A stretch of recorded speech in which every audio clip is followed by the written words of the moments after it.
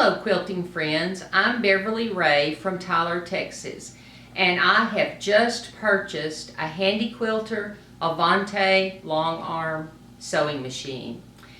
And previously I quilted on a Sweet 16 sit down machine. It's a great machine, but I was ready to upgrade to what a long arm can do. I had the dealer come and set this up in my home. And first I measured the studio to make sure I had a spot big enough, and I would recommend that you have at least 2 feet in the back and in the front of your studio where you'll have room to walk around, because there are handles on the back, handles in the front. I was very happy with the way it fit in my studio.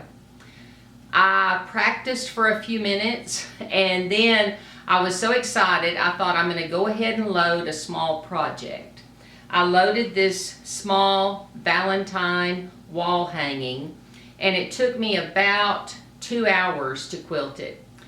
Now I made some mistakes, and I would like to share with you some of the things I learned from this very first project. First of all, I would recommend that you look carefully at your quilt, at all the spaces you're going to quilt before you load it on the machine. I found out that the bottom of this quilt and the top had different spaces, and so what I planned at the top didn't really work at the bottom, so I had to improvise and come up with something when I got down to the bottom. If I had looked at it carefully to start with, I could have planned that before I loaded it.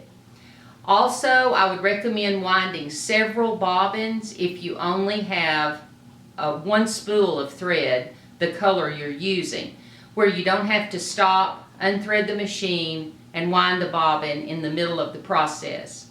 I would also recommend that you leave several inches of fabric on either side of the quilt where you can practice your tension settings on the side before you start your project.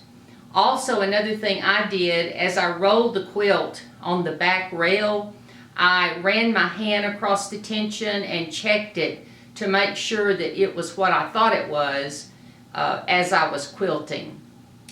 Another thing that I would recommend, if you are going to change the hopping foot, I would recommend that you remove the needle, because I have a finger prick to prove it.